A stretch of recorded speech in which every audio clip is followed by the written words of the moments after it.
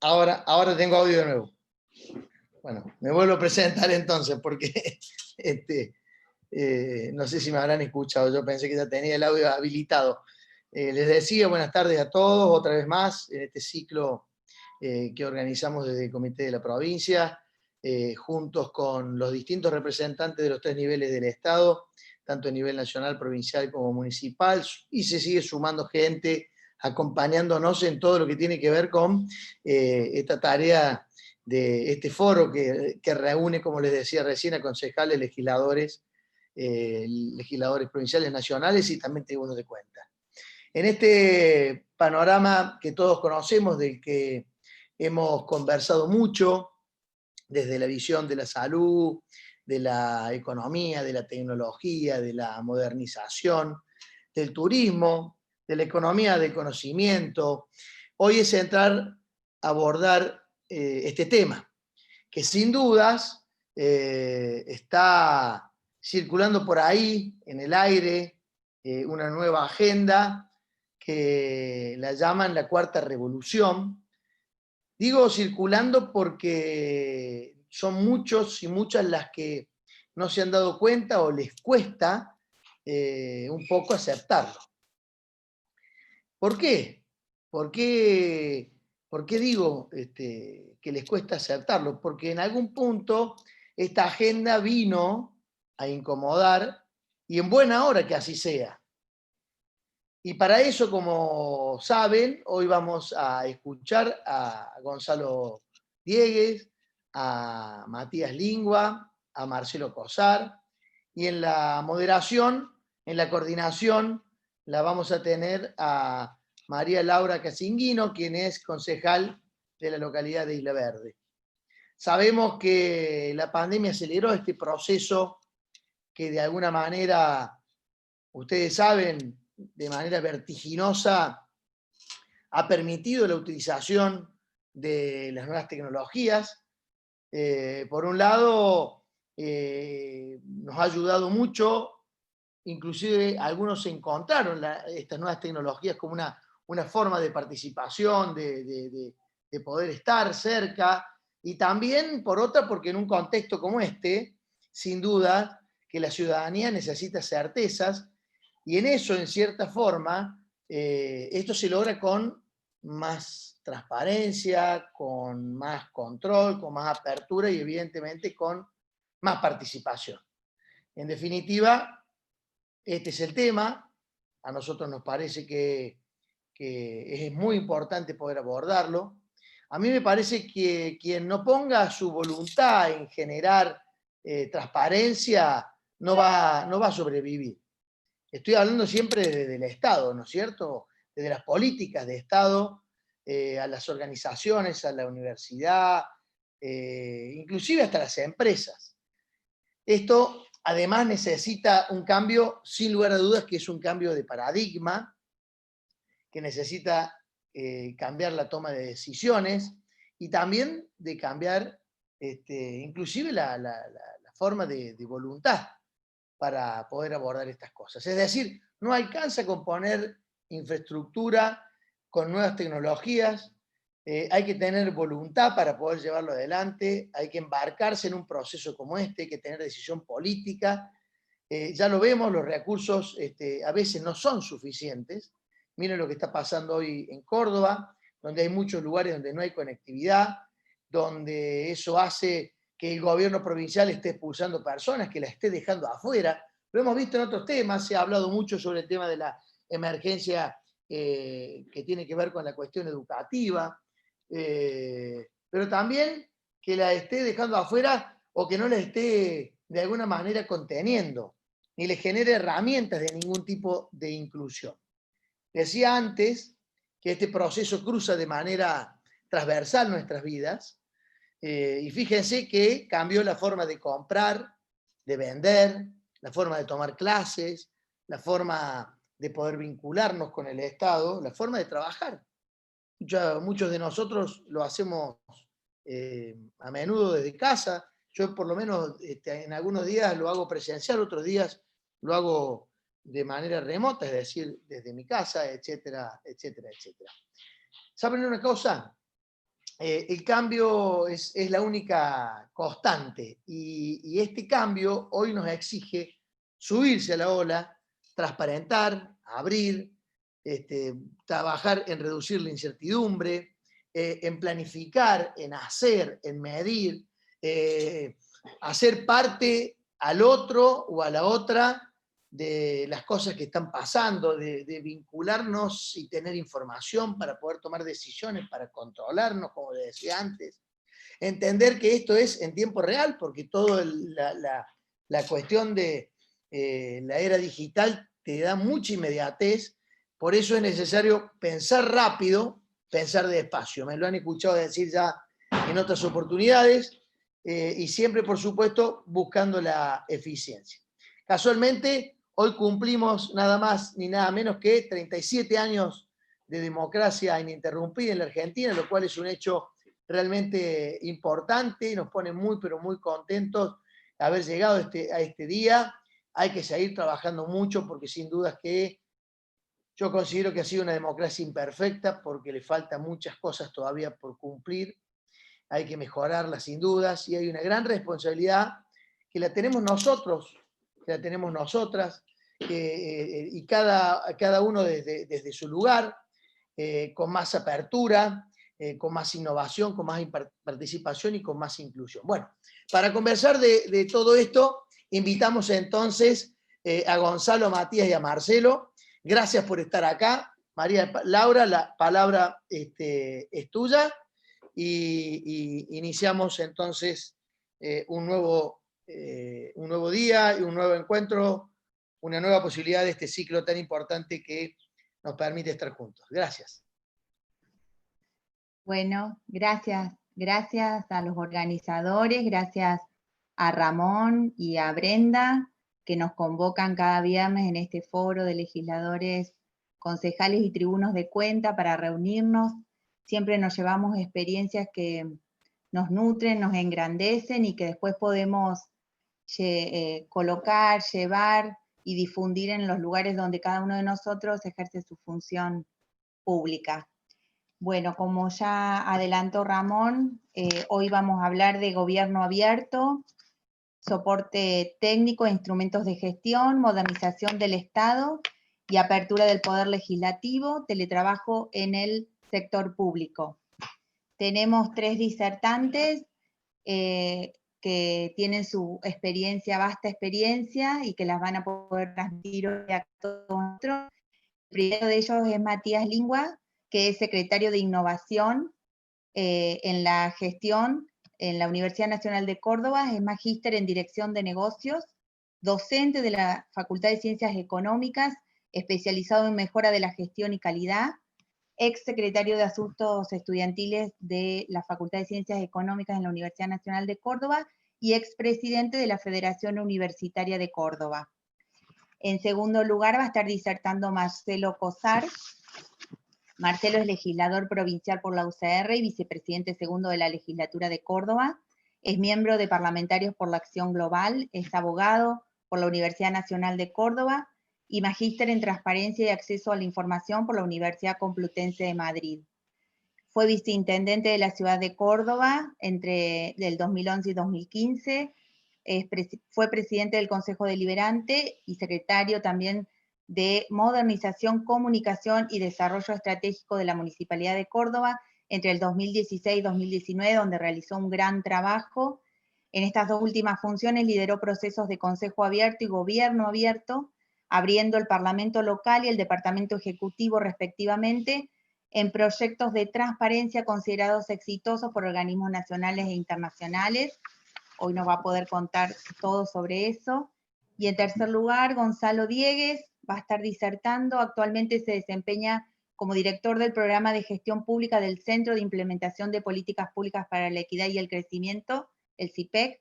Es licenciado en Ciencia Política de la Universidad de Buenos Aires, maestrando en Administración y Políticas Públicas de la Universidad de San Andrés. Realizó también un posgrado en Políticas Públicas en la Universidad de Massachusetts como becario Fulbright. Es docente de posgrado en la Maestría en Gerencia Pública en la Universidad Nacional de la Patagonia, en la carrera de especialización y el posgrado de gestión en el sector público de la Universidad Nacional de La Plata y coordinador académico del programa de gestión pública en la Universidad Nacional de Patagonia. Es becario de la investigación UBA-CIT en Ciencia y Tecnología, en la carrera de Ciencia Política de la UBA y profesor adjunto de las materias del Gobierno Electrónico al Gobierno Abierto y Ciencia Política. Durante 10 años se desempeñó en la función pública de la Administración Gubernamental de la provincia de Buenos Aires como director de Relaciones Interministeriales en la Jefatura de Gabinete y como director de Planificación Estratégica de Programas en el Instituto de Previsión Social.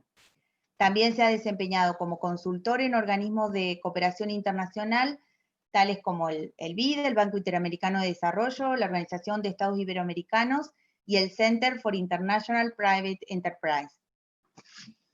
Bueno, la mecánica y la modalidad va a ser cada uno de los disertantes, va a tener 15 minutos para realizar su disertación, 20, y a los 15 yo los voy a molestar para que puedan en los 5 siguientes cerrar prolijamente cada una de las disertaciones. Las preguntas las vamos a tomar por el chat, y bueno, luego van a ser realizadas a cada uno de los disertantes para que puedan ser contestadas. En principio, entonces, le damos la palabra, en primer lugar, a Matías Lingua para que pueda empezar su disertación. Matías. Hola, ¿qué tal? Buenas tardes a todos. ¿Puedo poner para presentar, no? Espérenme un segundo, si compartimos pantalla.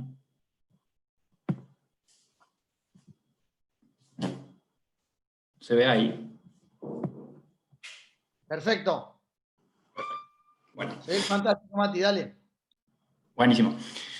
Para empezar, antes de comenzar, nada, agradecerle la invitación a Ramón, a Brenda, a toda la gente del partido. La verdad que justo pensaba en qué importante es un día como hoy, un 30 de octubre, que gente que está involucrada en los distintos ámbitos de gestión y que de alguna manera forma parte y pone mucho de su día en la gestión de algún espacio de gobierno,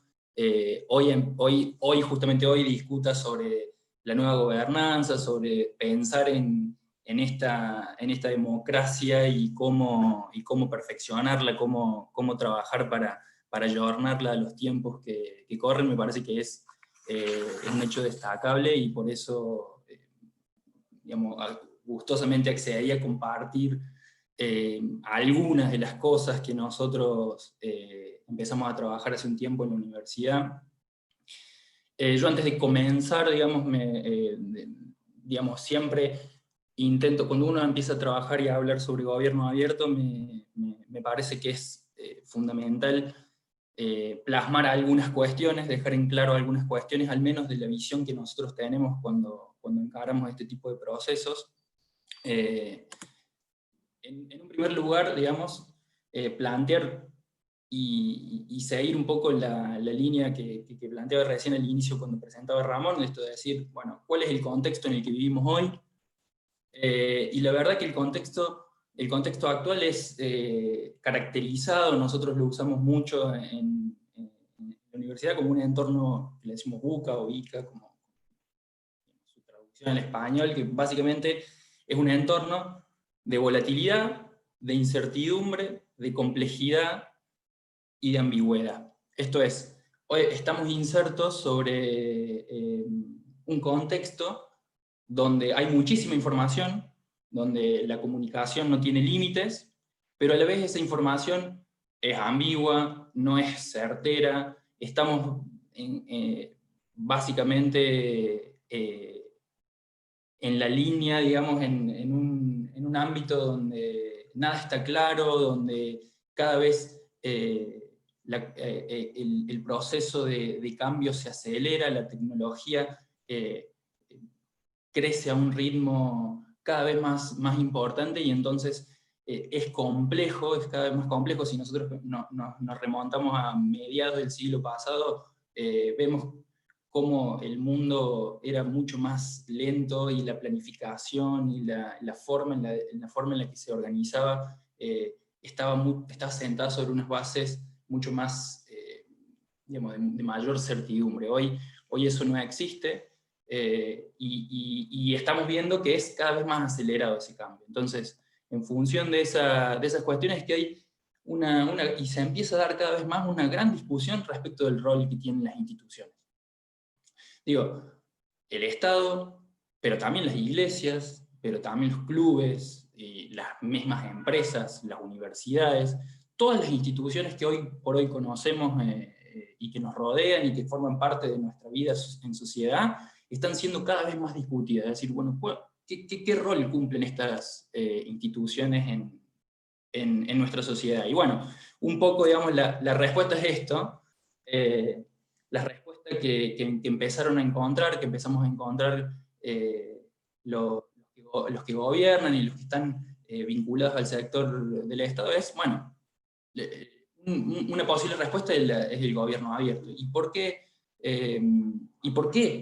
se da esta respuesta? Básicamente porque, sobre todo fundamentalmente desde las instituciones del Estado, hay un compromiso ético de asumir que esta demanda que nos plantean los ciudadanos la tenemos que abordar de alguna manera. Y entonces, yo cuando pienso y cuando nosotros planteamos la visión de, bueno, ¿qué es gobierno abierto? A mí me resulta más interesante plantear la situación desde no cuáles son las respuestas del gobierno abierto, cuáles son los pilares, que la transparencia, la participación, eso, digamos, creo que eso está más conocido, pero sí, a mí me interesa caracterizar, bueno, ¿qué entendemos nosotros por gobierno abierto? Y básicamente nosotros lo entendemos a partir de estas tres características. Pensamos que el gobierno abierto es el compromiso, es decir, tiene que haber una voluntad, de hecho debería haber una voluntad tanto de los ciudadanos como de los que gobiernan, de someterse a este tipo de discusiones, a dar la discusión de cuál es el rol.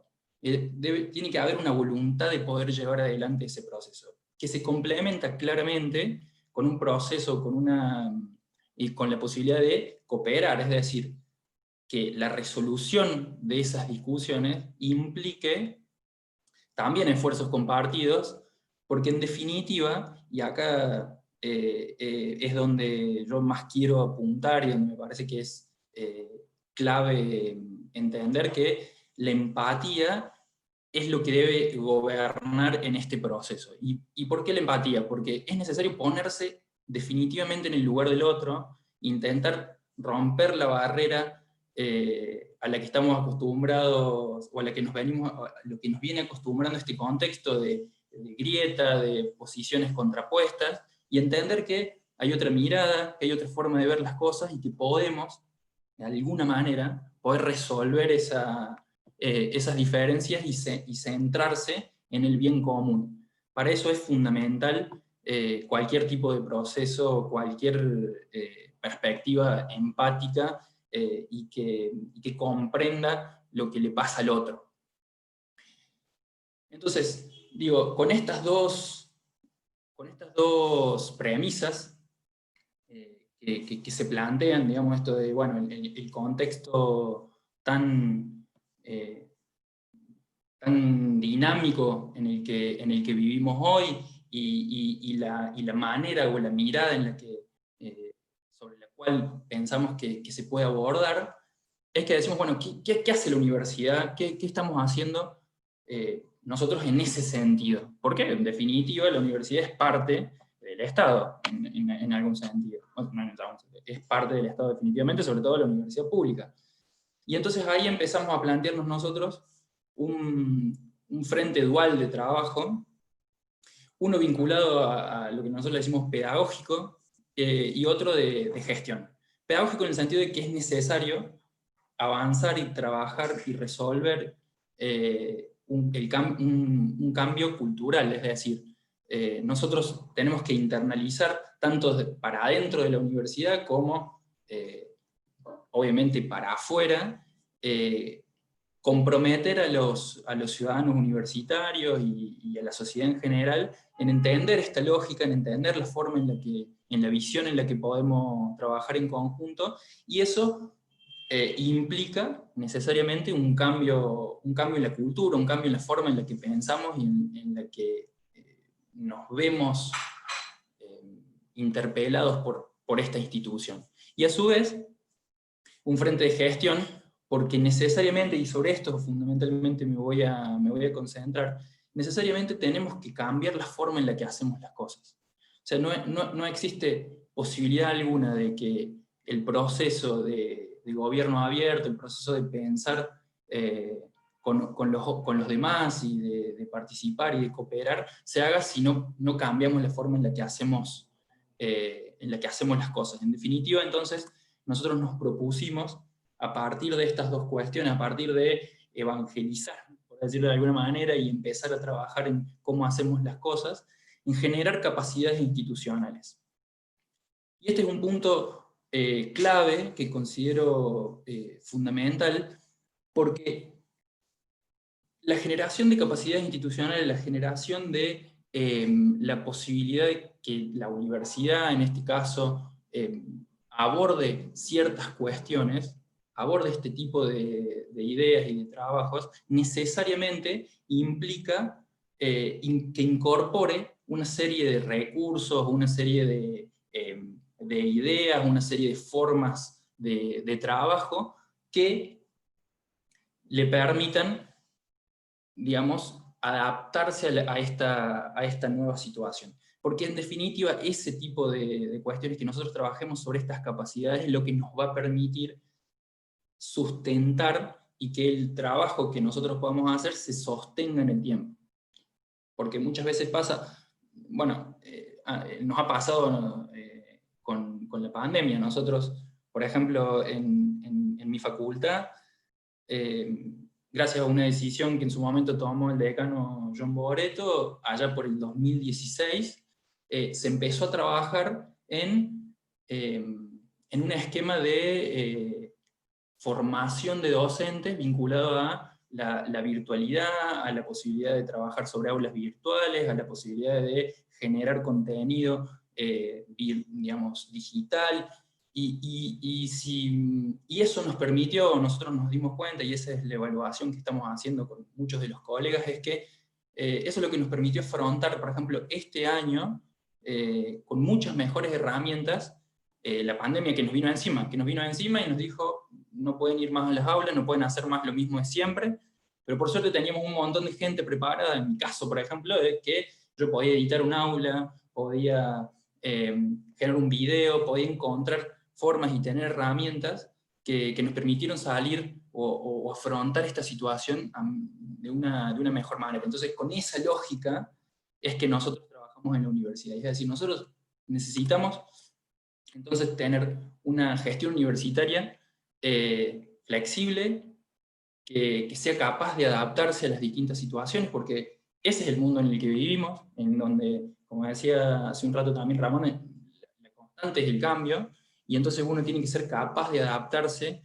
y capaz de ser flexible, ya no las estructuras completamente rígidas y que servían en ese contexto de certidumbre de mediados del siglo pasado, ya no van más. Entonces hay que ser flexible, hay que trabajar en equipo, las cosas no se pueden resolver solo, nadie tiene la posibilidad de avanzar si no hay acuerdos, si no hacemos un esfuerzo por un trabajo mancomunado dentro de la institución. La innovación es clave en ese sentido, porque nos pone frente a un proceso disruptivo, frente a una situación donde es necesario pensar diferente para resolver las distintas problemáticas, porque las problemáticas cambian, porque las problemáticas cada vez son más complejas, como decíamos, y entonces es necesario estar preparados para innovar, y claramente tenemos que estar preparados también para, si nos toca gobernar, saber que ya no es que te eligieron y podés hacer lo que vos quieras, sino que tiene más que ver con que hay que generar marcos y generar esquemas que permitan acuerdos, porque seguramente esos procesos, esas políticas sobre las que uno avance, va a tener mucho más peso, va a tener mucho más potencia si se hace compartida, si se hace con la mirada de los demás. Seguramente eso va a ser más enriquecedor y le va a permitir a la gestión, en este caso universitaria, darle mucha más, dar mejores resultados a los que se vienen trabajando. Entonces, con esta idea y con esta lógica, nosotros mañana se va a cumplir un año que empezamos a trabajar en la Secretaría de Innovación y la Gestión de la Universidad, una secretaría nueva, transversal, a segundo nivel, digamos, al nivel después del rector, justamente entendiendo que es necesario impulsar este tipo de cuestiones, pero entendiendo que para nosotros, digamos, poniendo el foco y poniendo el ojo en lograr una universidad abierta, una universidad mucho más transparente, una universidad que genere marcos de cooperación y de participación mucho más profundos de los que ya hace, que no son pocos, que no desconocemos que ya existe, y sobre los cuales ya muchos se han avanzado, pero sin embargo nosotros nos propusimos que para llegar a eso, antes tenemos que sentar las bases de esta gestión, esta forma de gestionar que nosotros entendemos y necesitamos, y es por eso que empezamos un proceso de transformación digital muy profundo, que claramente, bueno, se aceleró completamente desde marzo de este año, donde básicamente multiplicamos por 7 la cantidad de trámites digitales que se hicieron en los últimos 2 años en la universidad, en estos 7 meses, y donde entendimos que el show debía continuar. El rector Yuri así lo planteó a toda la comunidad universitaria, y entendimos que de alguna manera, desde casa, de como podamos, se tenían que poder hacer todas las actividades y teníamos que plantear todas las cuestiones, y la gestión de la universidad tiene un apoyo importante sobre eso, no solamente nosotros como docentes, digamos, innovando nuestra forma de dar clases, sino todo el apoyo necesario de generar expedientes, que ahora son totalmente digitales, de generar trámites en ese sentido, estamos a punto de aprobar, si todo sale bien y si termina habiendo acuerdo, de que los diplomas que podamos entregar en la universidad a partir de ahora sean digitales, estén en una blockchain. Matías, perdón, Matías, Sí. te quedan los últimos 5 minutos. Dale, para sí, que ahí puedas termino. redondear. Perfecto. Gracias. Entonces, como les decía, hicimos un proceso muy profundo de transformación digital, que sabemos que, así como decíamos recién, que el proceso de apertura es un proceso lento y un proceso que lleva tiempo, que no se resuelve de un día para el otro. Claramente la transformación digital tiene esa misma lógica, pero asumimos ese compromiso y empezamos a trabajar en ese sentido. Y además lo complementamos con un laboratorio de innovación, que es un espacio nuevo, donde estamos básicamente probando cosas. Digamos, el concepto de laboratorio es el que nos permite generar iniciativas a partir de una perspectiva distinta, a partir de el trabajo y el planteo de las metodologías ágiles, una nueva forma, unos nuevos frameworks de gestión que nos permiten, por ejemplo, a partir de Design Thinking, pensar e idear cosas nuevas, o a través de Scrum y de sprints lograr resultados y encarar proyectos de una manera mucho más ágil. Entonces, a partir de este laboratorio nosotros empezamos de a poquito a instaurar esta nueva forma de hacer las cosas, que junto con la transformación digital, como les decía, van a ser digamos, los pilares que nos van a permitir generar estas capacidades para así después poder avanzar mucho más profundo y poder avanzar mucho más de lleno y directamente en la universidad abierta, en generar mayor transparencia, en generar mayor participación y colaboración. Para cerrar, a mí solamente me interesaba puntualizar sobre estas cuestiones, sobre que los conceptos de innovación y de modernización claramente van de la mano con la apertura y con la gobernanza, porque es necesario entender que nosotros tenemos que adaptar nuestra forma de hacer las cosas en la gestión y crear una nueva burocracia, una burocracia mucho más flexible, mucho más adaptada, mucho más pensando en el ciudadano, pensando en el usuario, y que eso va a ser la garantía que nos va a permitir sostener y avanzar sobre el gobierno abierto en cualquier espacio, y en este caso en la universidad. Muchas gracias. Muchas gracias. Ahora, gracias Matías, muy interesante. Le vamos a dar la palabra ahora a Marcelo Cosar, que nos va a hablar sobre su experiencia. Marcelo. Hola, ¿qué tal? Buenos días. Gracias, Ramón, por darme la oportunidad de hablar. A lo largo de la pandemia hemos participado en bastante Zoom, o en mucho Zoom, pero bueno, nada, cuando uno está en Zoom, invitó a una reunión del partido, todo tiene un sabor distinto para bien, obviamente, mucho mejor. Así que estoy muy contento. Bueno, ahí le pedí a Claudia que me ayude pasando las distintas placas.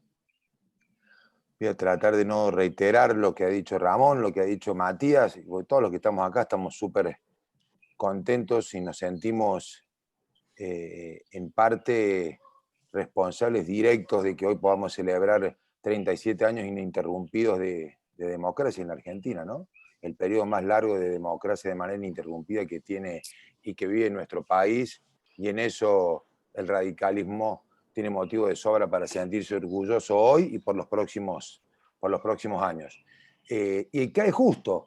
La verdad que esta presentación, que en su primera placa tiene la imagen del Cabildo y esta frase allá del año 1810, que algunos la dan por cierta, todos la damos por cierta, todos nos la enseñaron en la escuela, pero también en más de una oportunidad algunos la ponen en duda si realmente existió ese cabildo tal como nos lo mostraban cuando íbamos al primario, y si realmente se aseveró o fue una certeza que el pueblo gritaba, que los primeros ciudadanos gritaban: el pueblo quiere saber qué estaba sucediendo en ese cabildo. Esa frase de allá del año 1810, 210 años después, deja de ser ya, por lo menos para mí, y creo que para muchos de ustedes también, Claudia, si pasamos a la segunda placa, una afirmación, y ya me lo planteo en términos de pregunta, ¿no? Y es algo que a mí me pasa a diario, y si estuviéramos de manera presencial y no virtual, les pediría que levanten la mano quién es el que no se pregunta cada tanto si el pueblo realmente quiere saber, si hay realmente una voluntad, si hay una demanda expresa por parte de la ciudadanía de Córdoba, si quieren le pongamos en este caso, de Argentina, de la ciudad, de la provincia, si el pueblo realmente quiere saber, como sucedía en el año 1810, y si en realidad el pueblo de a veces quiere saber o quiere saber sobre algunos puntos en particular. Pero bueno, mientras nos preguntamos y mientras yo por lo menos voy cambiando, hay días que me levanto convencido de que el pueblo sí quiere, otros días digo la verdad que el pueblo no está tan interesado, arribé a una conclusión, y es lo que están ustedes viendo ahí, ¿no? Más allá de que si quiere o no quiere, el pueblo tiene que poder saber.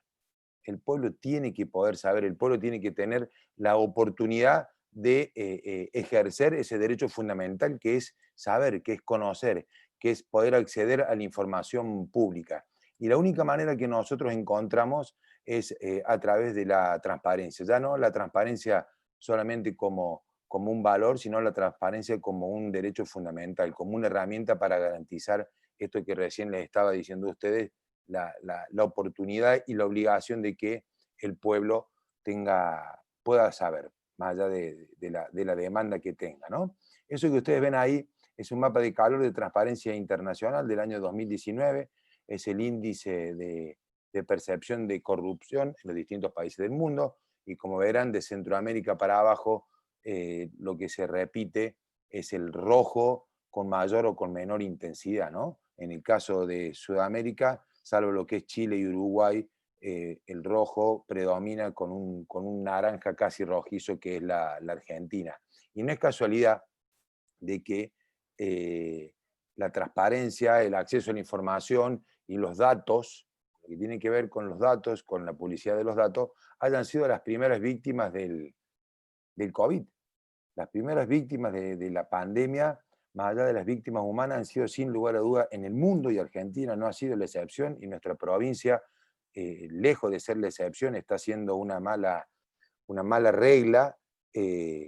Han aprovechado esta pandemia para ir en contra de la transparencia, para dificultar el acceso a la información pública y por ende para dificultar lo que tiene que ver con el acceso a los datos. Y cuando la transparencia está en juego, lo que prevalece es la corrupción, y cuando la corrupción prevalece, lo que se está prohibiendo es no solamente el acceso a los datos, sino que se está prohibiendo el acceso a la salud, el acceso a la educación, el acceso a la seguridad, el acceso a la libertad, en definitiva, ejercer el derecho que tenemos nosotros como vecinos y como ciudadanos. Eso, que es una realidad, una dura realidad que hoy vive el mundo, y que desde Transparencia Internacional se viene denunciando desde el primer día, que es absolutamente gravoso que se esté utilizando la pandemia para que prevalezcan los negocios, para en vez de tener mayor institucionalidad, mayor transparencia, hacer los estados más opacos.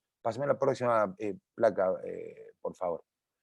Nosotros, cuando asumimos con Ramón, con Mestre, en la Municipalidad de Córdoba, en el 2011 al 2015, el primer periodo, el primer mandato, y después del 2015 al 2019, cuando fue reelecto Ramón al frente de la Intendencia, entendíamos, había un doble juego, ¿no? Cuando uno se pone, fundamentalmente quienes estamos hoy acá o quienes están hoy acá, son hombres y mujeres con responsabilidades en los municipios, o si no están ejerciendo la gestión en el oficialismo de distintos municipios, son concejales, son tribunos, y de alguna u otra manera están camino a o con intención de estar al frente de algún municipio. Y si hay un lugar a donde la agenda de lo urgente con la agenda de lo importante se mezcla de manera cotidiana, son los municipios, ¿no? Y es lo que primero uno se siente obligado a hacer, abordar la agenda de lo urgente. Y sin lugar a dudas fue lo que hicimos, lo que hizo Ramón apenas asumió en diciembre del año 2011, abordar la agenda de lo urgente, con un municipio absolutamente destruido como fue el que le tocó administrar a lo largo de 8 años después de haber asumido. Pero abordar la agenda de lo urgente no nos impidió también ocuparnos de la agenda de lo importante. ¿Y qué quiere decir esto? Y que mientras Mestre veía cómo hacer para que el municipio vuelva a poder hablar por teléfono, porque tenía sus líneas de teléfonos cortadas, las cuentas del banco en rojo, las calles, las luces, el servicio de recolección sin funcionar, el transporte, todo lo que tiene que ver con lo urgente, con la demanda urgente ciudadana, se hizo tiempo para abordar la agenda de lo importante.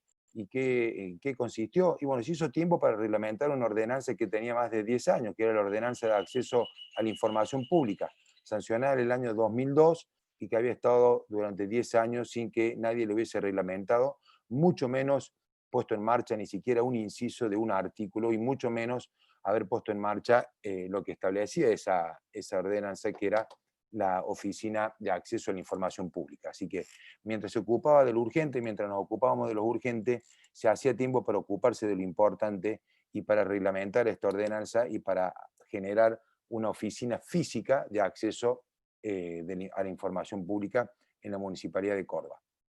Pásame, Claudita, porfa, la otra placa. Pero esto de lo urgente y de lo importante, y en este día que celebramos los 37 años de democracia, si yo lo tengo que definir, y lo voy a definir con un concepto, el principal objetivo es recuperar, fue y es y sigue siendo, a la hora de implementar políticas de gobierno abierto, a la hora de llevar a la transparencia como una de las principales políticas públicas, tiene como principal objetivo recuperar la confianza. En nuestro caso era recuperar la confianza de los ciudadanos en las instituciones, recuperar la confianza de los ciudadanos en la Municipalidad de Córdoba, entendiendo que de esa manera estábamos también fortaleciendo la democracia. Si la democracia hoy en Argentina cumple 37 años, es porque algo hemos aprendido y sin estar exento de un sinnúmero de errores, seguimos trabajando para que los argentinos y los cordobeses vuelvan a confiar en sus instituciones y acallar esas voces que quizá en los primeros años por ahí, o cada tanto, cuando la democracia flaquea un poco, algunos dicen estábamos mejor antes, ¿no? Eso es cuando la crisis de confianza se extiende. Ahora, cuando nosotros generamos herramientas, cuando nosotros transparentamos el Estado, cuando nosotros abrimos el Estado, empezamos a recobrar la confianza en las instituciones y uno puede darse tiempo para abordar la agenda también de lo urgente. Bueno, del 2011 al 2015, si tengo que resumir dos hechos emblemáticos, uno en el Poder Ejecutivo o en el Departamento Ejecutivo fue reglamentar la ordenanza y poner en marcha la Oficina de Acceso a la Información Pública. A la par, en el Consejo Deliberante, entre el 2011 y el 2015, nos poníamos en marcha y nos transformábamos en el primer parlamento de los 2.124 municipios que tiene la República Argentina en implementar políticas de gobierno abierto de manera concreta. Eso lo hicimos sobre fines del 2014 y a lo largo de todo el año 2015. Con motivo del segundo mandato, los segundos mandatos siempre dan oportunidad de que uno pueda profundizar las cuestiones estructurales, que pueda hacerse de equipo y de tiempo para abordar la agenda de lo importante. Pusimos en marcha, ya en este caso, ocupando yo la Secretaría de Modernización y con una férrea voluntad política por parte del intendente. Si no hay voluntad política, puede haber innovación, puede haber equipo, puede haber ordenanza, puede haber leyes, pero créanme que nada de eso alcanza ni nada de eso suple la necesaria voluntad política que tiene que tener el que conduce para que nosotros en Córdoba hayamos podido hacer lo que hicimos. Eso que ven ahí es una imagen del portal de gobierno abierto que nosotros pusimos en marcha. Me he puesto en un muy mal lugar, me da el sol en la cara. Dame un segundito. Hijo,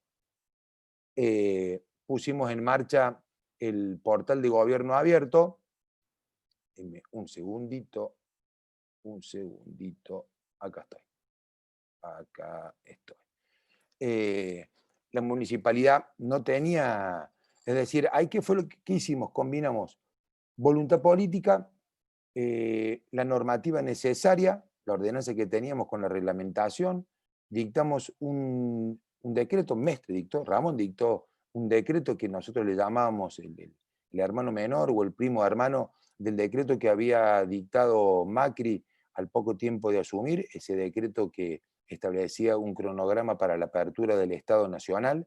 Creo que si algo bueno tuvo el gobierno de Cambiemos del 2015 al 2019, debe haber tenido algunas otras cosas también, ¿no? Pero me parece que haber puesto en el centro de la agenda la política de gobierno abierto como política pública, la apertura de datos y la transparencia, sirvió y fue de mucha ayuda para aquellos municipios que nos habíamos puesto ya en marcha y que con esa puesta nacional nos dio la posibilidad de redoblar los esfuerzos. Nosotros pusimos en marcha nuestro portal de gobierno abierto.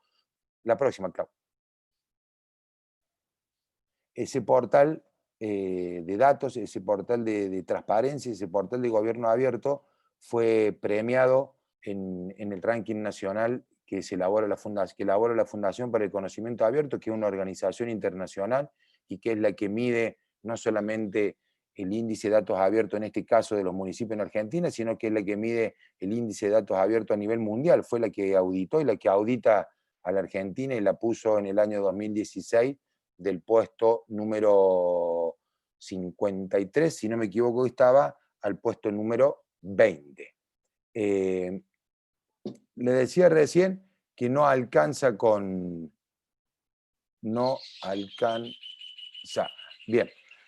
la tecnología, es necesaria, facilita. De hecho, gobierno abierto es un concepto que es de los años 70, cuando no teníamos ni por cerca la tecnología y la innovación al alcance de la mano que tenemos hoy. Lo necesario es un cambio cultural en la organización, con lo cual, si a eso le sumamos tecnología, le sumamos estrategia, le sumamos modernización, le sumamos desarrollo, sí vamos a poder llevar adelante el trabajo que llevamos adelante en la Municipalidad de Córdoba. Un cambio en la cultura organizacional, no solamente por parte de los empleados, sino también por parte de los funcionarios, en los cuales obviamente me incluyo, ¿no?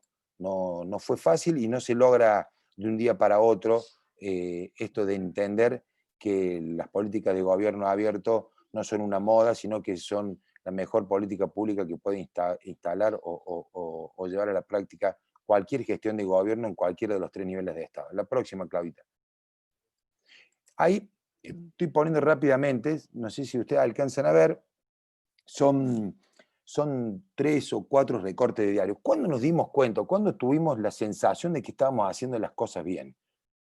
Cuando casi con diferencia de muy poquitos días se enojaban el gremio, porque Mestre nos había dado la orden de que publicáramos, veníamos cumpliendo absolutamente todos los artículos y todos los incisos de la ordenanza de acceso a la información pública, y habíamos dejado para el final el inciso quizás el que sabíamos que iba a ser el más problemático, que era hacer pública la nómina de los empleados municipales. Pero lo dejamos para el final, no porque ese dato fue el último que abordamos, sino porque entendíamos que teníamos que ser muy claros, mostrar primero, por ejemplo, todo lo que tiene que ver con los funcionarios, todo lo que tiene que ver con los ingresos, y dejar al último, que es el dato más sensible, quiénes eran los empleados municipales, cuánto cobraban los empleados municipales, en qué cargo ocupaban en la Municipalidad de Córdoba. Entonces, cuando entendíamos que era el momento, que ya habíamos cumplimentado absolutamente con todo, les recuerdo que esa ordenanza,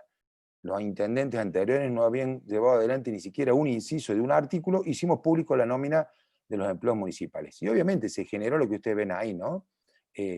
Asambleas, bueno, asamblea en los CPC, paralización del municipio, amenazas por parte del secretario general del gremio, etcétera, etcétera, ¿no? Que nos iban a prender fuego, insultos, denuncias penales y todo lo que ustedes se puedan imaginar, sobre todo los que viven en la capital, saben de lo que estoy hablando, saben lo que significa quien era por entonces secretario gremial Rubén Danieli, que llevaba 30 años al frente del gremio, y que esta gestión fue quien lo terminó jubilando. Toma de reparticiones, me apunta de Iris Ulloa acá.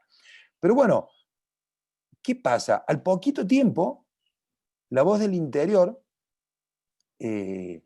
aprovechando en el buen sentido nuestra política de gobierno abierto, tuvo acceso a toda la nómina completa del intendente hasta el último subdirector, del primer subdirector hacia el intendente, de quiénes éramos los funcionarios en nuestra plataforma, desarrollada con software libre, con la foto, con la declaración jurada, con todo, absolutamente con todo, y pudo cruzar con otra base de datos y generó esa nota que ustedes ven ahí, Córdoba, 229 funcionarios deben 3 millones de pesos.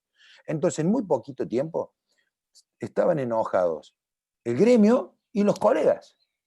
Muchos colegas, algunos de frente, otros a lo mejor no tan de frente, se enojaron. Pero ¿saben? El que no se enojó es el que tenía la voluntad política. Porque así como nunca nos levantó el tubo para decirnos que había que dar de baja la nómina de los empleados municipales cuando el gremio nos amenazaba con prender fuego la ciudad y la sostuvo y la justicia nos terminó dando la razón, tampoco levantó jamás el tubo para decirnos, che, gracias a la política esta de publicar los datos de los funcionarios, La Voz del Interior se está haciendo un picnic, ha cruzado los datos y ahí sale Pedrito Juancito si debe 3.000 pesos, 4.000 pesos, 5.000 pesos de multa.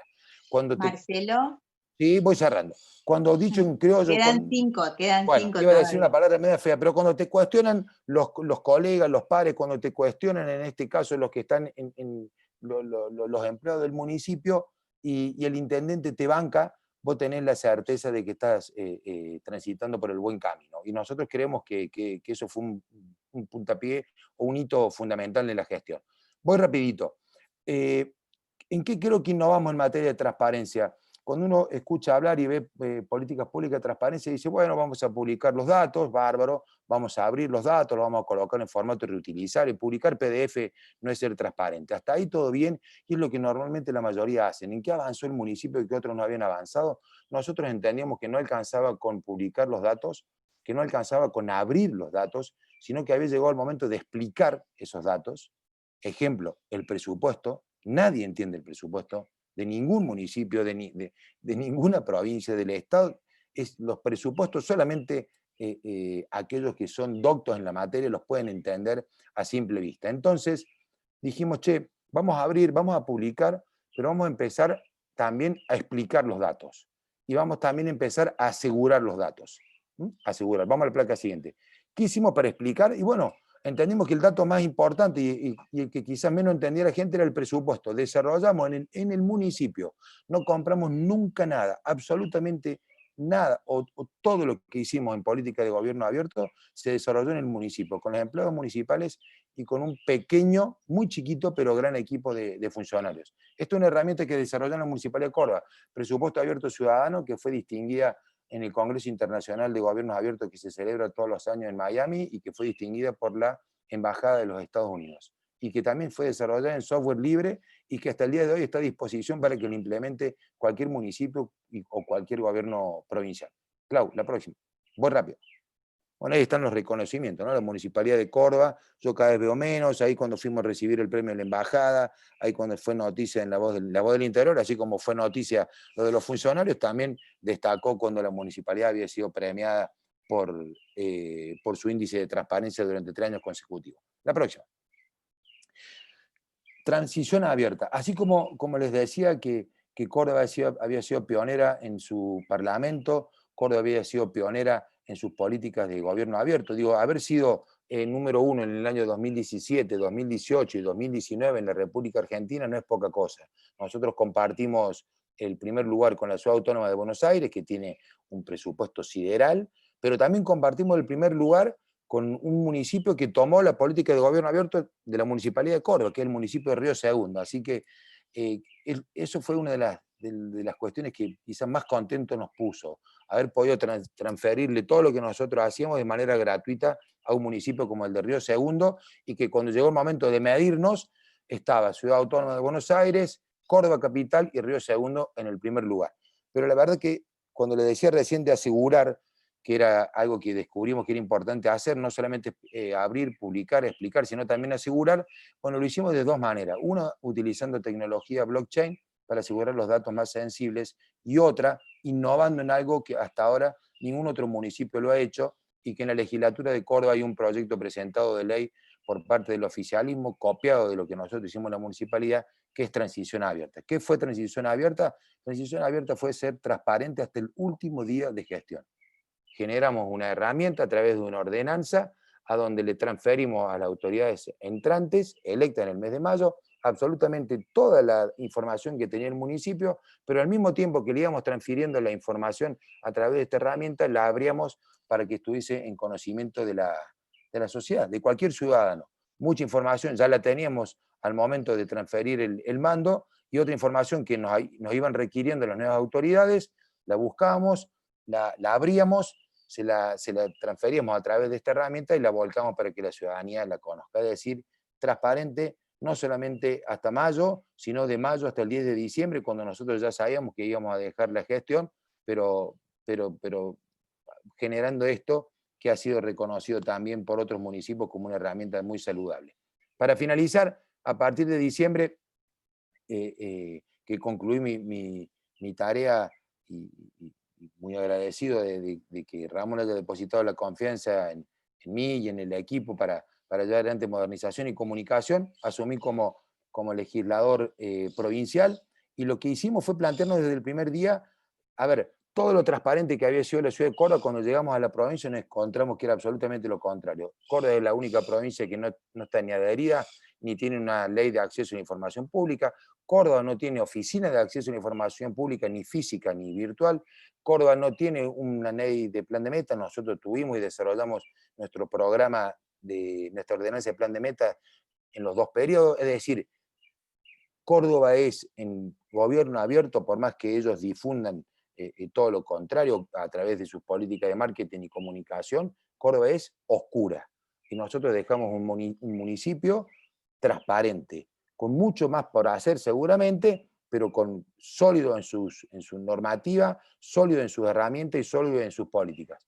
Así que nos propusimos llevar adelante la agenda de fortalecer las instituciones, que en Córdoba están absolutamente, la agenda de tener instituciones sólidas, con nuevas leyes que hacen falta para Córdoba. Vino la pandemia, y la pandemia, lejos de habernos hecho desistir, nos hizo entender que había que redoblar los esfuerzos. Hasta el momento, más allá de que venimos reclamando desde los primeros días, cuando empezaron a cerrar los parlamentos con la excusa de que la pandemia necesitaba de poderes ejecutivos sólidos y los parlamentos eran innecesarios, empezamos a machacar que había que abrir los parlamentos más que nunca, y hemos presentado, como ustedes verán ahí, la oposición impulsa un plan de metas, en un hecho, creo que también inédito, por lo menos en Córdoba, desde la oposición con los otros bloques, elaboramos un proyecto de ley, nos juntamos con Poder Ciudadano, nos juntamos con CIPEC, acá lo van a poder confirmar, nos juntamos con la red Nuestra Córdoba, nos juntamos con Fundeps, le enviamos nuestro borrador, hicimos trabajo colaborativo en serio, y hoy Córdoba tiene la legislatura un proyecto de ley que esperemos que el peronismo se digne a debatir, y ojalá sea Córdoba la primera provincia en tener una ley de plan de metas provincial. La semana que viene vamos a presentar un proyecto de ley para que Córdoba tenga ley de acceso a la información pública, y no voy a decir si Dios quiere, porque es una frase poco feliz que usó el gobernador para creer que fue Dios el que nos apagó el fuego, y en realidad mientras tanto dejó a los bomberos librados al azar, pero si hacemos tiempo y podemos seguir trabajando como hasta ahora, antes que finalice el año vamos a estar presentando un proyecto de ley para que Córdoba tenga una ley de ética de la cual carece también. La última placa y voy saludando. Para finalizar, compartir, bueno, el resumen es que con comunicación, con innovación y con transparencia, seguramente vamos a tener más y mejor democracia. Así que, bueno, en un día como hoy, gracias por darme la oportunidad de contar lo que hicimos, lo que estamos haciendo. Ahí vamos a compartir un libro que hicimos con el intendente y que resume lo que hicimos en políticas de gobierno abierto en el municipio, y también vamos a compartir un paper de Marta Ollanarte que tiene que ver con las auditorías municipales, o que comparte, que da herramientas para que quienes ejercen la oposición en los municipios puedan auditar de manera eficiente las gestiones municipales. Muchas gracias, perdón si me extendí de más. No, gracias. Gracias a vos. Estuvo muy bueno. Valió la pena la extensión. Ahora el tercer disertante, Gonzalo Diegues, puede tomar la palabra. Gonzalo, adelante. Bueno, muy buenas tardes a todos y a todas. Muchas gracias por la invitación. Muy honrado de participar y de poder compartir no solamente con los expositores, sino también con quienes están formando parte de este auditorio virtual. Aprovecho también la ocasión para agradecerle muy especialmente a la diputada nacional Brenda Austin, que fue quien me acercó, digamos, personalmente la invitación. También pedirles disculpas porque ingresé con algunos minutos de demora. Tuve la grata fortuna de volver a ser padre hace una semana, así que estoy con algunas cuestiones de gobernanza familiar que dificultan a veces. Eso sumado a la brecha digital, a veces hace más complicado algunas cuestiones, pero voy a tratar de compartir con ustedes, por un lado, una suerte de adelanto de un trabajo que venimos haciendo en CIPEC, en realidad que desarrollamos entre los meses de junio y julio, y primera parte de agosto, que fue realizar la primera encuesta a nivel nacional, a nivel de la Administración Pública Nacional centralizada, es un reglamento que consiste en analizar un poco cuáles son las características del trabajo remoto hoy en el Estado argentino, en la Administración Pública Nacional. Así que si les parece bien, en 2 o 3 minutos voy a compartir pantalla, porque me parece que por ahí puede ser mucho más gráfico y mucho más ilustrativo, y mucho más divertido también mostrar algunos datos y algunos guarismos antes que me vean a mí. Solamente, si me permiten hacer una breve reflexión, estaba escuchando muy atentamente tanto a Matías como a Marcelo. los datos que voy a presentar ahora interpelan en algún punto, no quiero spoilear la presentación, ¿no? Pero interpelan en algún punto algo que hacía referencia Matías hacia el final de su locución respecto a empezar a imaginar o a repensar algunos perfiles nuevos o algunos roles nuevos para la burocracia en este nuevo contexto. Digo, en un contexto en donde no solamente nos acostumbramos al Zoom o a la virtualidad, sino un poco también como lo que planteaba Ramón hacia el inicio, esta suerte de nueva normalidad o esta suerte de virtualidad predominante o permanente ya estaba, pero definitivamente pareciera que se intensifica mucho más.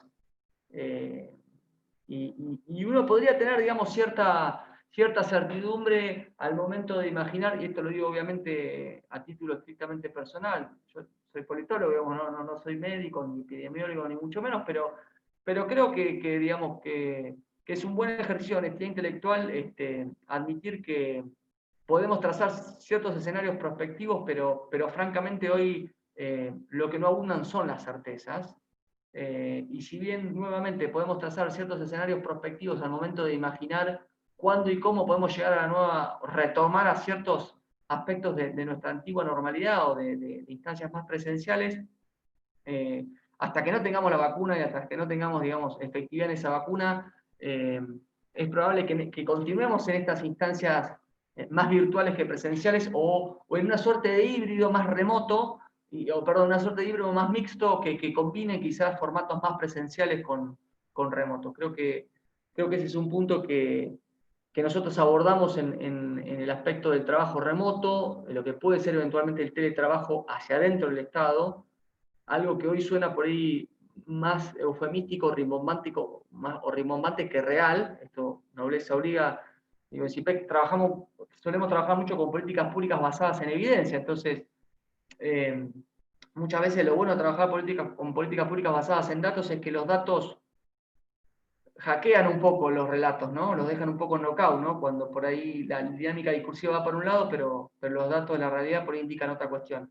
Y me quedaba simplemente un apunte, y prometo no extender más en el prolegómeno, sobre todo para respetar también los tiempos de la exposición, con lo que decía Marcelo, cosas de que la provincia de Córdoba, no lo recordaba yo, y es un dato para mí muy interesante, porque si le sumo a la provincia de Córdoba a la provincia de Buenos Aires, las dos provincias más importantes en términos de Producto Bruto Geográfico, entramado productivo, industrial, etcétera, etcétera, etcétera, a niveles de exportaciones, etcétera, no tienen ni ley de acceso a la información pública ni ley de ética pública. Es un dato que me llamó un poco la atención, la verdad que Marcelo no lo tenía presente en el caso cordobés, porque justamente uno tenía mucho más presente los antecedentes a nivel local, donde Córdoba efectivamente lidera buena parte de los rankings y de las iniciativas vinculadas a digitalización, gobierno y agenda digital, y sobre todo gobierno abierto y transparencia activa. Si les parece, sin mayores prolegómenos, lo que voy a hacer a continuación es compartir con ustedes algunos datitos que tuvimos algunos de los resultados que obtuvimos en esta encuesta que realizamos, como les decía, en los meses de junio y julio, y estamos terminando de editar el trabajo que lo vamos a estar presentando ahora en noviembre. Lo pueden ver ahí, ¿no? ¿Verdad? Aguárdenme un segundo más, por favor.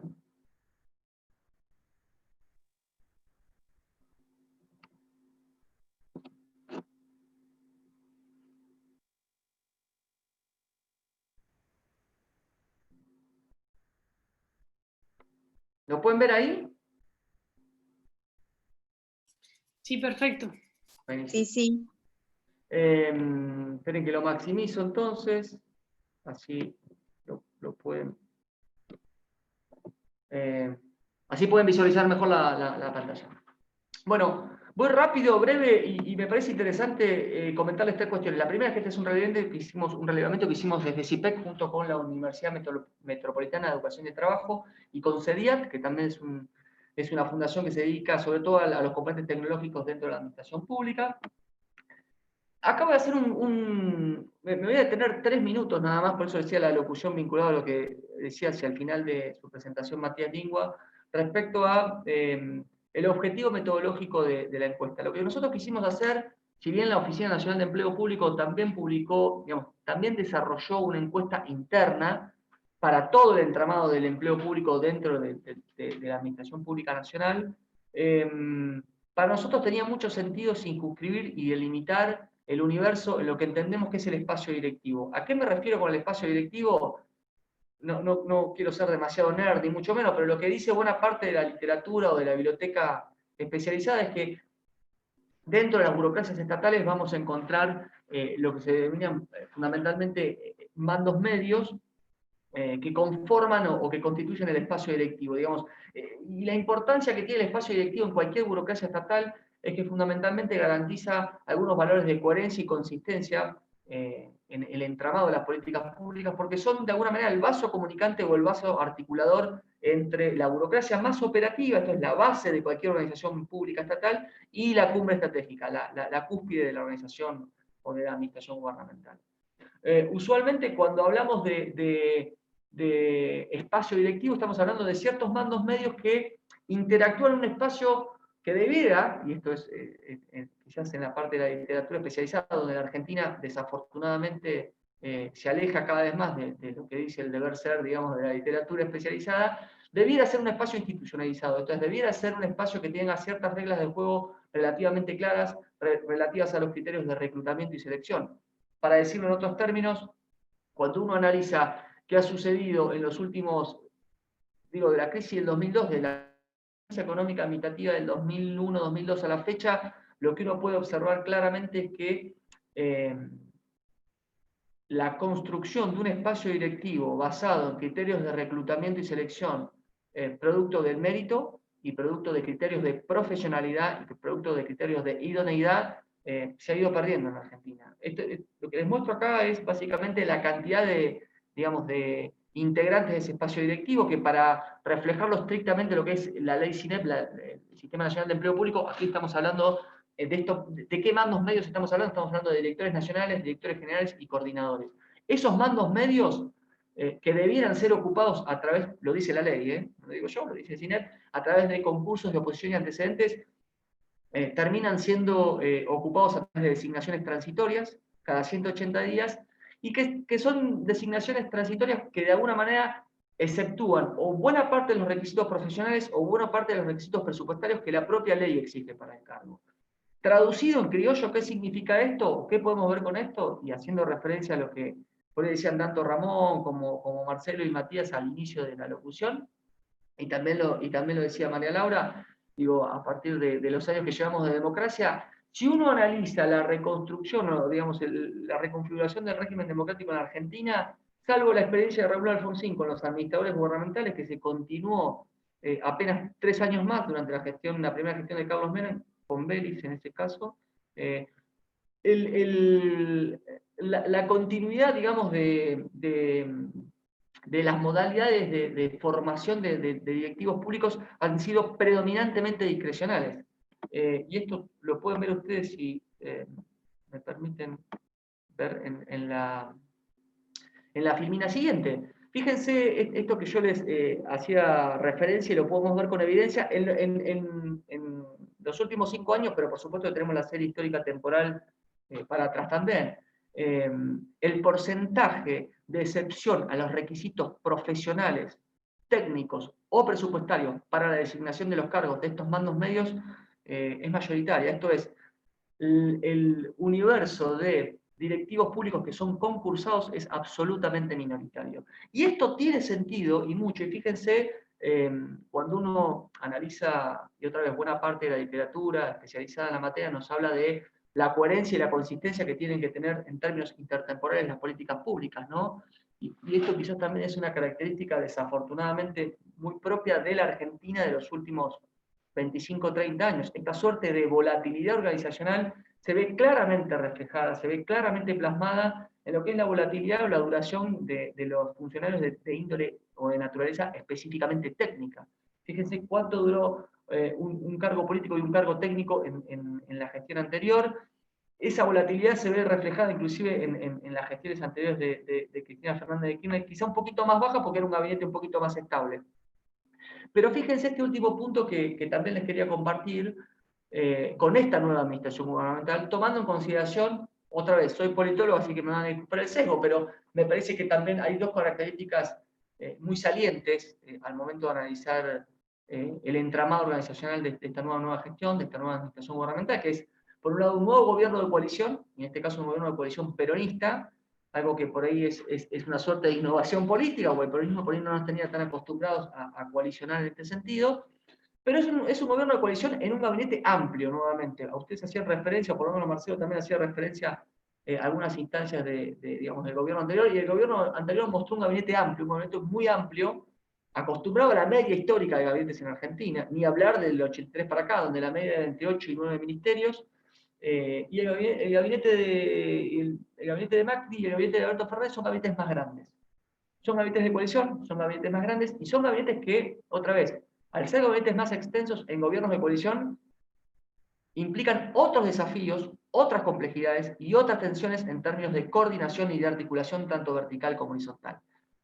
Esto quizás es más abstracto, más teórico, ¿no? Por parte de la literatura, pero a lo que me quiero reflejar con esto, y ahora sí quiero ir a los resultados de la encuesta, ¿no? Es, miremos, cuando hablamos del espacio directivo, de cómo se conforma hoy ese espacio directivo. Y tomemos en consideración este último punto, o esta última filmina que les quiero presentar, que es que pareciera que cuando finalmente se establece o se regula el aislamiento preventivo y obligatorio, el aislamiento social preventivo y obligatorio en la Argentina, la conformación de este espacio directivo, las designaciones de estos mandos medios hacia adentro de la Administración Pública Central en la nueva gestión, en la gestión que asume Alberto Fernández, estaba en proceso de construcción. Entonces, todavía no estaban totalmente definidos, o mejor dicho, nombrados o designados todos los ravioles, para decirlo en criollo, ¿no? O en un lenguaje menos coloquial o menos académico.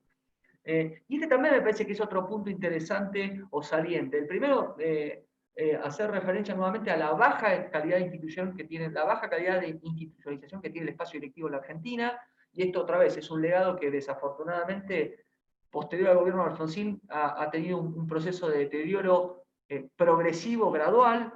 Diría de alguna manera que la institucionalización del espacio directivo se ha ido deteriorando sin prisa pero sin pausa en la Argentina, conforme se han ido prorrogando las leyes de emergencia económica y administrativa. Y por otro lado, me parece también interesante tomar en consideración, al momento ahora de analizar específicamente cuáles son los resultados de la encuesta y qué hallazgos nos arroja la evidencia respecto a la posibilidad de desarrollar trabajo remoto y hasta digitalizar algunos procesos para empezar a pensar en términos de teletrabajo hacia dentro de la administración pública, ver cuál era el estado de situación de la conformación de este espacio directivo cuando se reglamenta o se decreta, digamos, el aislamiento social preventivo obligatorio. Paso de largo, porque esto tiene que ver simplemente con que, de alguna manera, otra vez, ese es un escenario que también era bastante diverso y heterogéneo en todos los ministerios. Entonces, no todos los ministerios tenían sus mandos medios designados formalmente en todos los casos por igual, y eso también me parece interesante porque, fíjense, en el caso de educación, en el caso de ciencia y tecnología, en el caso de economía o en el caso de salud, que sí, por ahí tenía, digamos, designaciones de cargos directivos mayores que otros casos, pero digo, esto lo vamos a ver más adelante, ¿no? Y la correlación no necesariamente supone explicación, pero a lo mejor ahí hay como una línea de continuidad respecto a cuán dificultoso ha sido para la Argentina repensar al menos algún tipo de formato a nivel del Ministerio de Educación Nacional, repensar algún tipo de formato o algún tipo de modalidad que permita alguna estrategia gradual o incremental de al menos imaginar alguna instancia del regreso, del retorno a las clases en algún tipo de dosis o grajea presencial. Voy a pasar rápido por esto porque, insisto, el objetivo de la encuesta, esto es una cuestión más metodológica, pero básicamente lo que trató de la encuesta es de trazar una línea de base, esto es de a partir de los hallazgos, contar con evidencia empírica en torno fundamentalmente a 4 dimensiones. Tomar en cuenta qué sucedía con la normativa, si existía o no normativa, si existieron nuevos tipos de reglamentaciones respecto a la posibilidad de teletrabajar o hacer trabajo remoto hacia dentro de la administración pública, qué sucedió con el personal, si había tenido capacitaciones ex ante o ex post, qué sucedió con los equipos de trabajo, esto es con el personal a cargo que tienen estos directivos públicos, y qué sucede también con la infraestructura tecnológica y la capacidad instalada, esto es, con qué recursos tecnológicos se encontraron estos directivos públicos y cuál fue la respuesta del Estado. Algunos detalles finales desde el punto de vista metodológico. El universo es un universo considerable. Pensemos que como les decía en algunas líneas anteriores, el universo total de los directivos públicos que en función de este gabinete son aproximadamente unos 2.700 directores nacionales, generales y coordinadores, estaba en proceso de construcción. En ese momento había aproximadamente unos 2.400 directivos públicos. Y la muestra que realizamos es de 280 casos, con lo cual, desde el punto de vista estadístico, tiene un nivel de confiabilidad alto, es representativa en ese sentido. Y vamos, si les parece, sin mayores prolegómenos, a algunos de los resultados que quería compartir con ustedes. Y si les parece, y si te parece, sobre todo, María Laura, para vos que tenés el rol de moderadora, para honrar los tiempos, paso rápido por aquí y dejo luego, en todo caso, si les parece, lugar a preguntas, consultas y observaciones. Justo Gonzalo te iba a decir que te quedan los últimos 5 minutos finales para redondear y después pasamos con las preguntas que nos quieran hacer por el chat. Gracias, María Laura, porque estamos poniendo mejor para el final y nos quedamos cortos. Fíjense este primer punto que tiene que ver con, primera reflexión en general, digo, una reflexión preliminar que uno puede decir es que pareciera que el Estado, al menos la Administración Pública Central, reaccionó de manera relativamente rápida para un contexto de emergencia que fue relativamente disruptivo y para un ejercicio de planificación estratégica que desde el punto de vista prospectivo no estaba en los planes, ¿no? O por lo menos no existió previamente. Y sobre todo, digo, también reaccionó relativamente rápido porque hubo una instancia, digamos, de ventana de oportunidad para la agenda digital, hubo una instancia de digitalización de procesos relativamente considerable, si bien el grueso de la digitalización de los procesos estuvo asociado a la habilitación de los permisos para la movilidad. Recuerden que también, digamos, el timing de la pandemia afectó inicialmente y predominantemente al área metropolitana de Buenos Aires, con lo cual hubo una instancia de digitalización de procesos muy intensiva y muy fuerte, focalizada en fundamentalmente la habilitación de permisos y demás. Pero fíjense este primer dato que llama un poco la atención, ¿no? Que es que el grueso de los directivos públicos tuvo que casi prácticamente de un día para el otro empezar a desplegar nuevos formatos de trabajo, fundamentalmente formatos de trabajo remoto o teletrabajo, utilizando sus dispositivos propios, utilizando su teléfono móvil o utilizando su computadora personal. No hubo dispositivos tecnológicos provistos por el Estado, por lo menos en los primeros 6 meses del aislamiento. Fíjense el segundo punto que también es interesante para nosotros y que tiene que ver o que asemeja a algunas cuestiones vinculadas a lo siguiente, que es que por un lado estos directivos públicos no dejaron de concurrir a las oficinas, pero lo hicieron con menor frecuencia. Y de alguna manera no encontraron demasiados obstáculos ni demasiadas limitaciones en la normativa vigente. Entonces, no hubo resoluciones ni normativas, no hubo ni resoluciones, ni decretos, ni leyes, ni resoluciones, ni decretos, ni decisiones administrativas. Entonces, no hubo un corpus normativo regulatorio específico o determinado para desplegar los formatos de teletrabajo o de trabajo remoto hacia dentro de la administración pública, más allá de que se sancionó la ley de teletrabajo un par de meses atrás, pero que no aborda específicamente el capítulo del empleo público, como sí lo hizo, por ejemplo, España hace un mes y medio atrás, o como sí lo hace Paraguay con una resolución muy ambiciosa que trata de abordar exhaustivamente protocolos tanto para el trabajo remoto como para el trabajo presencial hacia dentro de la administración pública.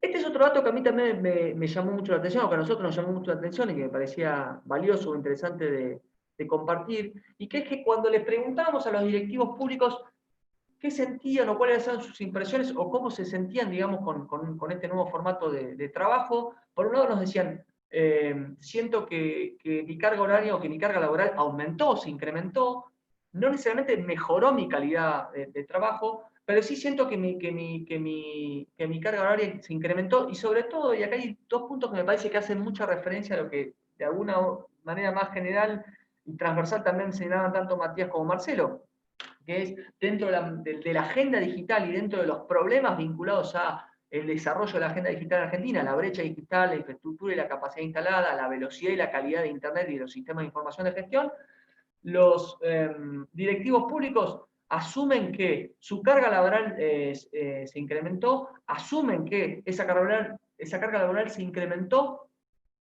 y a su vez dificultó una suerte de equilibrio o balance entre la vida personal y la vida profesional. sobre todo, y esto lo vamos a ver en un ratito, porque buena parte de esos directivos públicos tienen que dedicar también horas y tiempo a tareas de cuidado y a tareas de desarrollo doméstico. Y en ese sentido, las tareas de cuidado familiar entran en juego o compiten sobre todo con la disponibilidad de estos dispositivos tecnológicos. ¿Qué sucede cuando ese directivo público tiene que utilizar su propia computadora, su teléfono celular para trabajar, pero a su vez se lo tiene que compartir al hijo que, digamos, está dentro de un ciclo lectivo y que tiene con mayor o menor frecuencia algún tipo de carga pedagógica o educativa en el día de la jornada? Entonces, en ese sentido, supervisión de tareas laborales con responsabilidades hogareñas, y en ese sentido también desigual el acceso a la infraestructura y condiciones familiares distintas son, me parece, variables de incidencia crítica al momento de repensar qué va a suceder con los formatos de trabajo remoto, de trabajo a distancia o de teletrabajo hacia dentro de la administración pública. Quiero cerrar con esto y en todo caso dejamos lugar a preguntas sí, quiero hacer referencia, María Eugenia, si me permitís, a esta filmina y al resto y prometo terminar. Fíjense que de alguna manera lo que muestra también la evidencia es que las condiciones para desplegar hoy el trabajo remoto o el teletrabajo dentro de la administración pública también acentúan ciertas distorsiones preexistentes, sobre todo vinculados a cuestiones de género. Estoy hablando específicamente de techos, paredes y pisos de cristal. ¿Por qué digo esto? Porque si bien, y acá la evidencia también es muy robusta y muy contundente, a las mujeres en el Estado les cuesta más que a los hombres llegar a los cargos directivos. Las mujeres que llegaron a cargos directivos en este contexto de trabajo remoto o de trabajo a distancia y teletrabajo, dedican más horas para tareas de cuidado y tareas domésticas que los hombres, con lo cual a las dificultades y asimetrías de disponibilidad tecnológica se le suma, se acentúa esta nueva distorsión en términos de género. Y por último, para cerrar, creo que este otro ítem que también nos deja pensando para la agenda que viene, que es que buena parte de estos directivos públicos, el grueso, la gran mayoría, afirma no haber tenido demasiadas capacitaciones ex ante en materia de trabajo remoto.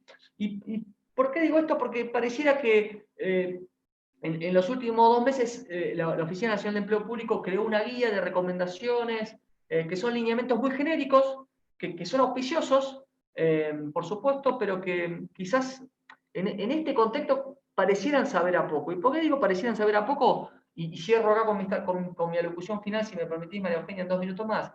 Porque nuevamente, y esta es una opinión estrictamente personal, daría la impresión de que este escenario de incertidumbre o este escenario que nos obliga de alguna manera a continuar desplegando formatos o modalidades virtuales o no necesariamente presenciales o de trabajo a distancia, no culminaría tan pronto como uno desearía o como uno quisiera. Por decirlo en otros términos, uno no imagina en el corto plazo la posibilidad concreta de que el grueso de los empleados dentro de la administración pública puedan volver a hacer tareas presenciales. Y en este sentido me parece que es muy interesante pensar prospectivamente y en términos de planificación estratégica, qué tipo de protocolos podemos imaginar o pensar para que los modelos burocráticos vayan confluyendo en un formato más híbrido. ¿Qué digo con esto? ¿Qué quiero decir con esto para finalizar ahora sí? ¿En qué medida podemos, a partir de la agenda de digitalización, a partir de los procesos de digitalización de trámites, podemos pensar en un nuevo formato burocrático administrativo que no sea 100% presencial? Y en este sentido, creo que nos debemos y mucho una planificación estratégica que empiece a pensar modelos más híbridos.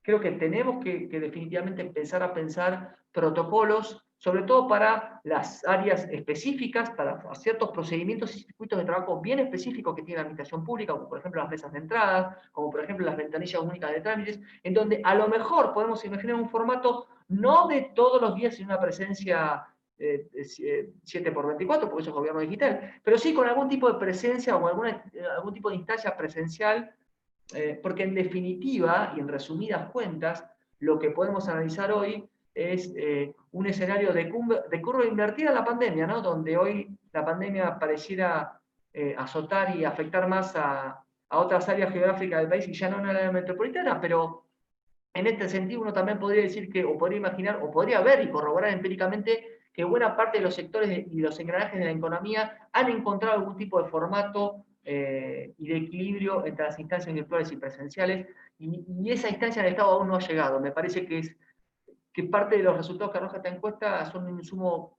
considerable o valioso para empezar justamente a pensar prospectivamente este tipo de escenarios en un contexto de pandemia que parecía que llegó para quedarse por un tiempo más. Gracias a todos por la atención y disculpa si me extendí un poquito con el tiempo.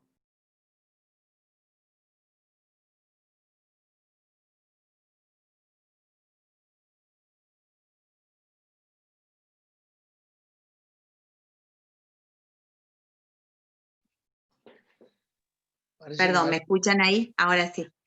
Bueno, gracias Gonzalo, excelente exposición, muy interesante. El enfoque de género me gustó mucho, que es el ámbito donde a mí me gusta desenvolverme y me encantó que estuviera incluido dentro del trabajo que hicieron. Bueno, muchas gracias y muchas felicitaciones y saludos para los tres exponentes. En principio, a Matías Lingua le quería preguntar, que es algo que me quedó sonando, si la universidad es un ejemplo para la visión del país, o si hay también otras universidades que también están tomando el tema de la apertura de datos y la transparencia como un tema central en la gestión. Mira, en ese aspecto, digamos, de hecho nosotros hacemos una autocrítica muy importante en ese sentido, porque creemos que, así como contaba, por ejemplo, Marcelo y demás, los organismos, sobre todo los ejecutivos de la nacionales, muchos municipios y demás han avanzado en este último tiempo. Las universidades no lo han hecho en esa lógica, solamente algún atisbo de comienzo en su momento de la Universidad Nacional de Cuyo, en Mendoza avanzaron en un esquema de transparencia que después se fue pagando un poco, y no hay muchas más experiencias en este sentido en Argentina, como si hay, por ejemplo, en Chile, muchas experiencias vinculadas a la apertura de datos y demás, así que uno de los ejes que nosotros empezamos a trabajar es bueno, generar este espacio que también impulse y permita que otras universidades también se sumen a este esquema, digamos, ¿no? Para también formar parte y entender que la universidad tiene una cuota de responsabilidad muy grande, tanto en la apertura propia como también en la apertura hacia otros espacios de gestión, y que puede apoyar y que puede estudiar, porque tiene los recursos y las capacidades para poder rediscutir y entender estos conceptos y poder aportarle a la sociedad en ese sentido además. Bueno, gracias Matías, muchísimas gracias. Después volvemos para tener unas palabras finales para que se puedan despedir. A Marcelo Cosar, nos gustaría preguntarle qué rol juega en este momento Ficha Limpia con el tema de la transparencia, en relación a la transparencia del Estado que necesitamos. Bueno, un rol clave, ¿no? Hace poquito tiempo, clave, Ficha Limpia no alcanza por sí solo, pero es un paso que necesariamente tiene que dar Argentina y que tienen que dar las provincias. Mendoza ya picó en punta y ya tiene media sanción en la Cámara de Diputados, y ojalá que en los próximos días el Senado provincial la ratifique. Ya sé que le van a hacer algunas modificaciones, con lo cual la van a devolver a la Cámara, pero Mendoza se va a transformar en la primera provincia con ley de ficha limpia. En el caso de Córdoba, nosotros tomamos el proyecto nacional que presentó Brenda en su oportunidad, tomamos el proyecto de ley que presentó María José Sanz en Mendoza, tomamos sugerencias que nos hizo el Movimiento Nacional de Ficha Limpia, venimos de hacer una presentación la semana pasada con gente con una vasta trayectoria, como puede ser Marto Llanarte, como Graciela Ocaña, como Gustavo Mena, con un montón de gente que está trabajando e impulsando en lo nacional y en lo provincial, y sabemos que va a ser una parada muy difícil acá en Córdoba, con un gobierno que niega sistemáticamente el debate de cualquier proyecto que plantee la oposición, cualquier proyecto, de cualquier tipo, y mucho más cuando los proyectos tienen que ver con mejorar la calidad institucional o avanzar en cuestiones de transparencia. Aprovecho para decir que yo recién dije que Córdoba no tiene ley de AIP, pero en realidad tiene una ley que tiene más de 20 años, que es una ley de acceso a los conocimientos de los actos de ley. Es un verso. Por eso para nosotros Córdoba no tiene ley.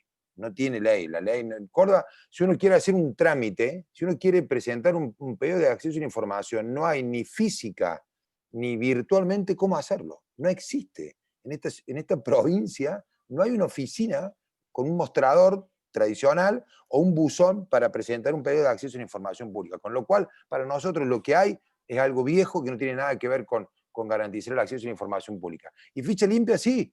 Ficha limpia es un paso importante que hay que dar y que necesitamos fundamentalmente que la sociedad civil y que los medios nos acompañen. Por ejemplo, yo me imagino un Zoom con los 70 legisladores provinciales de Córdoba, 51 son de Hacemos por Córdoba, a donde la gente le pueda preguntar, o un periodista le pueda preguntar uno por uno, ficha limpia, ¿sí o no? ¿Sí o no? ¿Sí o no? ¿Sí o no? Y el que diga que no, ¿por qué? Porque es muy fácil decir que no por abajo y negar el debate. A nosotros nos mandó ya de decir el presidente de la Comisión de Legislación General que ni se le cruza por la cabeza ponerlo en debate en su comisión, que es la comisión de origen. Pero bueno, estamos acá, vamos a hacer fuerza, vamos a empujar. Por Vamos a empujar supuesto que sí. y vamos a ayudar para empujar. Digo, hablo del proyecto de Brenda, que es el que nosotros tomamos, hay otros proyectos también de otros diputados, y el movimiento, el movimiento ciudadano es muy fuerte, y en Córdoba se está armando un movimiento fuerte también. Así que está bueno, ojalá los corruptos no pueden ocupar los cargos públicos. Ni siquiera pueden ser candidatos a ocuparlos. No debieran poder ser candidatos. Marcelo, acá Jerónimo nos pregunta cómo se sostienen o se impulsan todas estas políticas de transparencia cuando nos toca dar la lucha desde el rol de oposición. Bueno, yo quería decir eso, intenté plantearlo recién, que digo, sin lugar a dudas que hemos cometido errores en la municipalidad, ¿no? No hemos sido perfectos, pero creo que en materia de gobierno abierto avanzamos en otras cosas, en hablar, en educación, en los parques. Digo, hablo de esto porque el tema del que estamos conversando se avanzó mucho. Córdoba, que tiene el mismo signo político hace 20 años, no avanzó, retrocedió. Créanme que retrocedió. Entonces, cuando digo que Córdoba no tiene una ley de ética, Córdoba no tiene una ley de ética. Córdoba no tiene una verdadera ley de acceso a la información pública. Córdoba no tiene un portal, tiene 4 portales. Entonces, cuando uno quiere encontrar un dato, lo tiene que buscar por los distintos portales y en definitiva no lo encuentra en ninguno de los 4. Y lo encuentra solamente personal calificado y que sabe buscar, cuando en realidad el dato tiene que estar a 3 clics de manera fácil y accesible, sin tener que estar explicándolo. Entonces digo, desde la oposición, no solamente estamos laburando para proponer nuevas leyes, no solamente estamos trabajando para ejercer el rol de control, sino que nos hemos propuesto generar la necesidad de que se trabaje en mejorar la agenda institucional de la provincia de Córdoba, una provincia que hoy en el año 2020 atrasa. Argentina atrasaba, y vino el gobierno de Cambiemos y después de 20 años le dio una ley. No teníamos ley de acceso a la información pública. Y acá me puede Gonza, y seguramente que es mejorable, no sé si es la mejor ley, es muy buena ley, creo que se quedó a mitad de camino, creo que la ley tuvo la oportunidad de avanzar en la obligatoriedad de que los empleados estatales nacionales, todos debiéramos hoy poder conocer quiénes son, cuánto ganan y dónde trabajan, pero bueno, se dio un paso importantísimo Argentina. Bueno, Córdoba la tiene que dar. Tiene mayoría propia, tiene los 2/3 propios. O sea, que con semejante poder no necesitas, y sin embargo el poder lo están usando para vaciar el Parlamento, para hacer la gestión cada vez más opaca, para ocultar la información y no para transparentar la información. Y la pandemia ha sido un ejemplo. Como están gastando la plata en el COVID, es un ejemplo, un escándalo. Créanme que es un escándalo. Bueno, gracias Marcelo por toda la información. Siempre es un gusto escucharte. Vamos con la última pregunta para Gonzalo. Así ya vamos cerrando y le paso la palabra a Ramón. Me quedé pensando cuando Gonzalo hablaba de los concursos de antecedentes y falta de ellos, si la ocupación transitoria de estos espacios es solo una cuestión de costo o si también tiene que ver o no con la valorización o la desvalorización del mérito como una puerta de entrada al empleo público. Gracias, María Laura. Yo creo que la evidencia lo muestra insisto, por ahí, en función de lo que decía Ramón al inicio, la última experiencia en donde Alfonsín intenta emular el École National d'Administration Publique, Escuela de Administración Pública francesa, la última experiencia basada en criterios de idoneidad, profesionalidad y mérito fue el cuerpo de administradores gubernamentales que impulsó Alfonsín. En donde en ese contexto tenías un doble desafío: reconstruir el régimen democrático y reconstruir las burocracias estatales, ¿no? Porque veníamos de un gobierno de facto bien complejo, por cierto. Y creo que eso, en realidad, esa pregunta que vos hacés, María Laura, interpela a todo el sistema político. Y digo esto porque inclusive en la gestión interior hubo intentos, digamos, de profesionalizar el espacio directivo, hubo intentos de llamar a concursos, pero finalmente esos concursos o bien no se concretaron o se terminan realizando a 3-4 meses de finalizar la gestión, con lo cual eso también empaña un poco, o tiñe de suspicacia hasta dónde, digamos, estás realmente actuando, por decirlo de alguna manera, de buena fe o digamos, de manera íntegra. Creo que para cerrar la locución, hay un punto más que me gustaría, porque te escucho, Marcelo, y me quedo pensando y me ayudas a pensar otras cuestiones. Yo los invito a que toda la información está disponible, los distintos documentos de CIPEC. Argentina era, junto con Cuba, Venezuela y Bolivia, los únicos 3 países de la región que no tenían ley de acceso a la información pública. ¿Es una ley mejorable o perfectible? Sí. La realidad es que cuando uno mira cómo ha reaccionado las distintas áreas del Estado, las empresas estatales puntualmente, las empresas de propiedad estatal mayoritaria, que es otro de los temas que nosotros trabajamos mucho en el programa de gestión pública de CIPEC, la ley ha tenido muy buenos resultados, muy buenos resultados. Y fíjense que inclusive la Agencia de Acceso a la Información Pública, quien la dirige, Eduardo Bertani, ha sido concursado en la primera parte del gobierno y continúa actualmente. Entonces me parece que ahí hay, si queremos ver el vaso medio lleno, me parece que ahí hay algunos activos interesantes en materia de institucionalidad.